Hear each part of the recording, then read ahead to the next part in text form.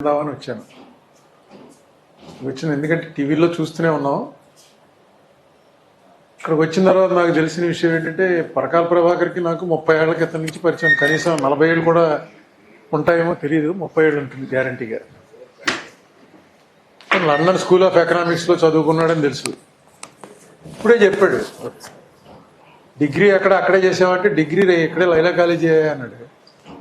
మరి London School of economics అంటే అక్కడ పిహెచ్డి చేశానండి. నువ్వు డాక్టర్ పరకాల ప్రభాకర్ వా అంటే అవును అన్నాడు. మరి ఎక్కడా రాసుకోవేంటంటే ఎవడో రాయిపోతే నేనేం చేయను అన్నాడు. నిజంగా నాకు తెలియదు. లండన్ స్కూల్ ఆఫ్ ఎకనామిక్స్లో పోస్ట్ గ్రాడ్యుయేషన్ చేశాడు అనుకున్నాను, కానీ అక్కడ డాక్టరేట్ చేసి వచ్చాడంటే ఈ మధ్యనే ప్రజలకు కూడా తెలుస్తుంది. ఇది మామూలు లెవెల్ ఆఫ్ నాలెడ్జ్ కాదు. దేంట్లోకైనా వెళ్తే పూర్తిగా రంధ్రాన్వేషణలో ఆ రంధ్రం ఒక పెద్ద దాన్ని ఏమంటారు, ఈ తవ్వుతూ ఉంటారు సొరంగం. ఇది రంధ్రాన్వేషణ కాదు, సొరంగాన్వేషణ చేశాడు. చేసి ఈవీఎంలు ఇది ఎవరికి తెలియని వాడికి కూడా అందులో ఫ్రాడ్ ఎలా జరగచ్చో చెప్తున్నాడు. కానీ అలా జరిగిందని జనం నమ్ముతున్నారు. ఎంతమంది వింటున్నారో నాకు తెలియదు, కానీ ఎందుకంటే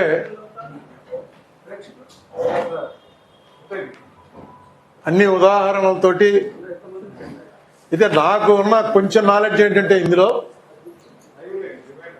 మొట్టమొదటి నుంచి ఈవీఎంల్లో ఏం జరుగుతుంది అన్నది మళ్ళీ లెక్కెట్టిన తర్వాత చూసుకోవటం తప్ప అందులో మోడీ చేయొచ్చని మామూలు వాళ్ళకైతే తెలియదు. మనం ఎలక్షన్ ఏజెంట్లను పంపుతాం, అక్కడ అతను సంతకం పెట్టమంటే సంతకం పెట్టేస్తారు. వీళ్ళు చూసుకోండి అన్ని సరిగ్గా ఉన్నాయా లేవా అని మెషిన్ చూపిస్తాడు. చూపించి అన్ని సరిగ్గా ఉన్నాయని సంతకం పెట్టేస్తాడు. అది చూపించేవాడికి కూడా ఏం తెలియదు. వాళ్ళు కూడా మన మున్సిపల్ ఆఫీస్లో పనిచేసేవాళ్ళు, తాలూకా ఆఫీస్లో పనిచేసేవాళ్ళు వీళ్ళే కదా ఉంటారు ఎలక్షన్ స్టాఫ్.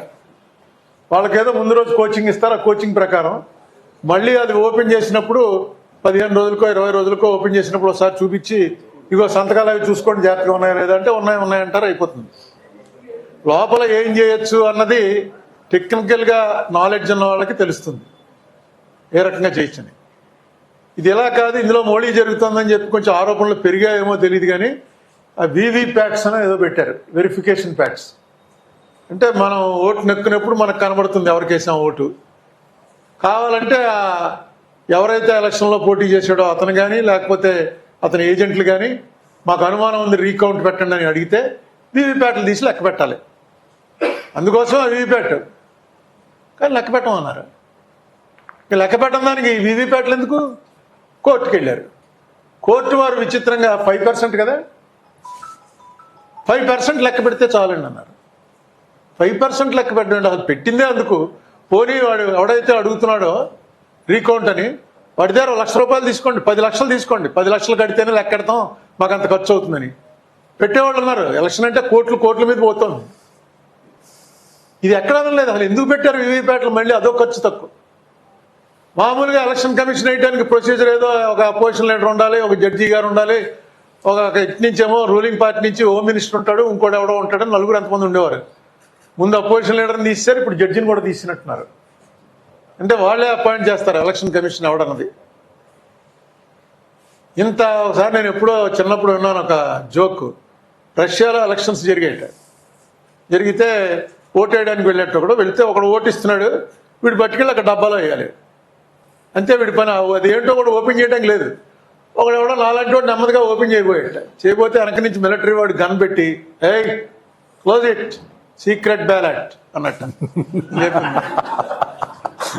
మనం ఏమన్నా టేపుగానే వెళ్తున్నామా అని అనుమానం వచ్చింది. ఎందుకంటే ఎందుకు ఈ గొడవ అంతా? మాకు చిన్నప్పటి నుంచి రాజకీయాల్లో తిరిగిన వాళ్ళం మాకు బాగా ఏంటంటే అసలు ఎలక్షన్ అయిన మర్నాడు నుంచి మళ్ళీ ఏదో ఒక ఎలక్షన్ వచ్చే వరకు ఇదే గొడవ. మన వార్డులో ఎందుకు ఎంత తక్కువ వచ్చాయి, ఎవడోడు వేసి ఉంటాడు. అదిగో మాస్టర్ గోపాలరావు గారు ఆ రోజున ఎవరితోటో అంటున్నారట ఓడిపోతుంది కాంగ్రెస్ పార్టీ అని. అనగానే గోపాలరావు అలా ఎగనిస్ట్ అయిపోయాడు. ఆయనకి ఎందుకు కోపం వచ్చింది అంటే మా మాస్టర్ గోపాలరావు వచ్చారులేండి అందుకని చెప్తున్నాను. ఇలాగా ఇదే పని మాకు రాజకీయ పిచ్చెక్కిపోయిన వాళ్ళకి. నాకు ఇప్పుడు అనిపిస్తుంది ఇప్పుడు ఇంకా పిచ్చ కూడా ఎక్కదా, ఆఖరిని ఏమవుతుందో ఎవరికి తెలియదు. ఓటింగ్ సంగతి ఒకటి మర్చిపోయి రాజకీయం చేసుకోండి అంటున్నారు. ఓటింగ్లో ఏం జరుగుతుంది అన్నది మీకు అనవసరం, మిగతా రాజకీయం మీరు చేసుకోండి. ఆ టైంకి డిసైడ్ అవుతుంది బ్యాలెట్లో ఎలా చేయాలి ఏంటని. ఇది ఎక్కడికి పోతుందో తెలియనటువంటి పరిస్థితి. ఒక రకంగా ప్రజాస్వామ్యం అనేది క్లోజ్ అవుతుందేమో అన్న సీసీ కెమెరాలను పెట్టారు పోలింగ్ బూత్ బయట. అంటే క్యూలో ఉన్నటువంటి జనం అది పూర్తిగా క్లోజ్ అయ్యే వరకు ఆ సీసీ కెమెరాలు రన్ అవుతాయి. మనందరికీ తెలుసుగా సీసీ కెమెరాలు. పోలింగ్ బూత్ల దగ్గర సీసీ కెమెరాలు పెట్టారు. రాత్రి 8 దాటిన తర్వాత 12 గంటల లోపు 40% పోలింగ్ అయిపోయింది. 8కేమో మీకు మొత్తం అక్కడ బూత్లో 1000 ఓట్లుంటే రాత్రి 8 అయ్యేటప్పటికి 300 ఓట్లు పడ్డాయి. 8 నుంచి 12 మధ్యలో ఇంకొక 400 ఓట్లు పడ్డాయి అని వాళ్ళు లెక్కిచ్చారు. లెక్కిస్తే సీసీ కెమెరాలు చూపించండి, ఆ టైంకి ఏం జనం లేరు ఇక్కడంటే సీసీ కెమెరాలు మేము చూసుకోవడానికి కానీ మీకు చూపించడానికి కాదు.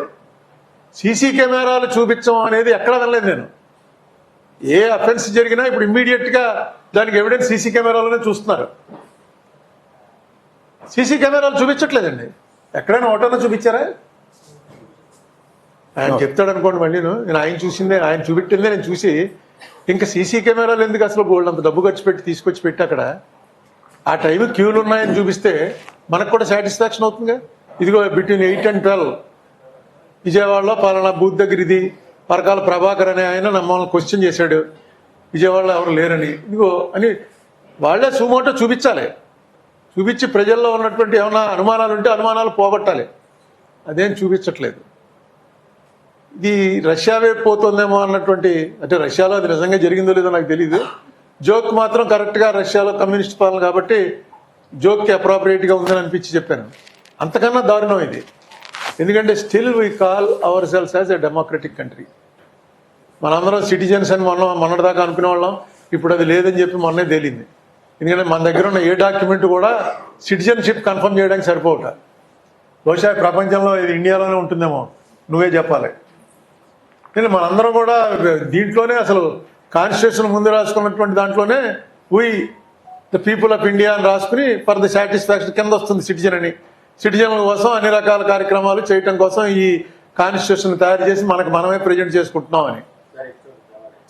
సిటిజన్ అనేది ఇప్పుడు లేదని చెప్పి మొన్నే తెలిసింది. కోర్టు కూడా ఒప్పుకుంది. అది ఎవరో కోర్టులో ఒప్పుకున్న జడ్జి గారు కూడా అది సిటిజన్ అని చెప్పుకోవడానికి ఏ డాక్యుమెంట్ ఉండాలో చెప్పలేకపోతే ఆధార్ కార్డు పనిచేయదుట, డ్రైవింగ్ లైసెన్స్ పనిచేయదు, పాన్ కార్డు పనిచేయదు.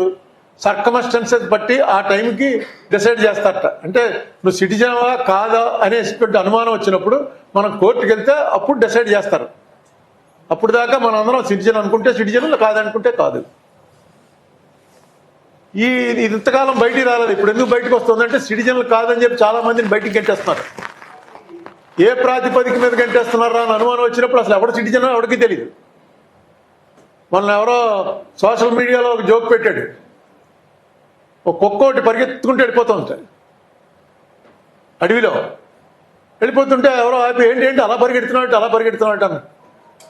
అంటే మొత్తం రాజుగారు చెప్పారు అడవిలో ఉన్న గేదెలన్నింటినీ కూడా వెంటనే తీసుకొచ్చి రాజాస్థానం ముందు పెట్టమన్నారు అందుట. ఎవరు గేదెలు పెట్టమంటే నువ్వెందుకు పరిగెడుతున్నావు అన్నాను. నన్ను తీసుకెళ్ళి అక్కడ పెట్టిన తర్వాత నేను గేదెని ప్రూవ్ చేసుకుంటే వదులుతారు, లేకపోతే వదలరు. నీకేం తెలుసు ఇక్కడ రూలు, నువ్వు పరిగెత్తి నిన్ను పట్టుకుపోతారన్నాడు. గేదె కాదని నేను ప్రూవ్ చేసుకునే వరకు లోపల ఉండాలి. గేదెలు పట్టుకోమన్నాడు ఆయన, అన్ని పట్టుకుపోతారు వీళ్ళు. ఇప్పుడు అదే జరుగుతుంది. వాడెవడో బంగ్లాదేశ్ నుంచి వస్తున్నాడు, వీడెవడో పాకిస్తాన్ నుంచి వస్తున్నాడు. వాళ్ళ సిటిజన్షిప్ మనం ఏమనుకుంటాం అంటే ఈ ఆధార్ కార్డు ఉంటే ఇది సిటిజన్షిప్ ఏమో అనుకుంటాం, ఓటర్ కార్డు ఉంటే సిటిజన్షిప్ ఏమో అనుకుంటాం, పాన్ కార్డు ఉంటే ఇన్కమ్ ట్యాక్స్ కడుతున్నాం కాబట్టి ఇదేదో కొంచెం పెద్ద సిటిజన్ ఏమో అనుకుంటాం. ఇవేవీ కాదుటండి. ఎవరు చెప్తే నేను సిటిజన్ అవుతాను అంటే అది కూడా వాళ్ళు ఎవరు చెప్పట్లే. అప్పుడు ఉన్నటువంటి పరిస్థితులను బట్టి, ఆ సర్కమస్టెన్సెస్ని బట్టి నువ్వు సిటిజన్ అనేది తేలడానికి చాలా ఉన్నాయి తప్ప there is no such card to prove that you are a citizen. ఆలోచన చేయవలసినటువంటి టైం అయితే వచ్చింది. కొంచెం పెద్దవాళ్ళు ఓన్లీ ఇదేదో కేవలం రాజకీయ నాయకులకు సంబంధించింది అని అనుకుంటే చాలా పొరపాటు. ఇది రాజకీయ నాయకులకు కానీ రాజకీయ పార్టీలకు కానీ సంబంధించింది కాదు. ఇది ఎటు పోతున్నామో తెలియకుండా తీసుకెళ్తున్నటువంటిది. దీనికి నేను అడిగితే మళ్ళీ తప్పుపడతారేమో కానీ మొట్టమొదట దీన్ని టేకప్ చేయవలసింది ఎవరంటే చంద్రబాబు నాయుడు గారు. ఎందుకంటే ఫస్ట్ టేకప్ చేసింది ఆయనే. 2004 ఎలక్షన్లు అయిన తర్వాత ఈవీఎంల్లో తప్పులు జరగడానికి అవకాశం ఉందని ఫస్ట్ ఆయనకి సంబంధించినటువంటి ఆయన కూడా మీట్ అయ్యాను నేను. ఆయన పేరు హరిప్రసాద్ అనే ఆయన మీద పోలీస్ కేసు పెట్టి ఆయన ఈవీఎం పట్టుకొచ్చాడు ఒకటి. చూపించడానికి. ఈ ఈవీఎం ఎక్కడి నుంచి దొంగతనం చేశామని, ఈ ఈవీఎం ఎక్కడి నుంచి దొంగతనం చేశామని ఆయన ఎక్కడో కోర్టు అరెస్ట్ చేసి ఈ వాజ్ ఇన్ రిమాండ్. తర్వాత నేను కలిసినప్పుడు ఆయన చెప్పాడు కొంచెం వివరాలు. అయితే నాకు టెక్నికల్గా అంత అర్థం చేసుకోగల కెపాసిటీ లేదు. బట్ డెఫినెట్గా నెగ్గిన వాడికి ఓడిన వాడికి అని కాదు ఇది. చంద్రబాబు నాయుడు గారు ఇప్పుడున్న స్టేజ్లో, ఇప్పుడున్న స్టేటస్లో ఆయన మీద ఆధారపడి గవర్నమెంట్ నడుస్తున్నటువంటి సమయంలో అసలు ఈ ఈవీఎంలు అనే దాంట్లో కరెక్ట్ జరుగుతుందా, తేడా జరుగుతుందా? ఇక్కడ తేడా జరిగింది కాబట్టి చంద్రబాబు నాయుడు గారు అధికారంలోకి వచ్చాడు అని ఎవరు అంటలే. కానీ తేడా జరగడానికి అవకాశం ఉన్నప్పుడు ఇంతకుముందు ఏదైతే 2004లో ఉందో అదే రన్ అవుతుంది కదా. అప్పుడు ఇంకా కొంచెం ట్రాన్స్పరెన్సీ ఉంది. ఎలక్షన్ కమిషన్ అన్నవాడిని on par with president of India, judge, chief justice of supreme court ఆ లెవెల్లో ఉండేది.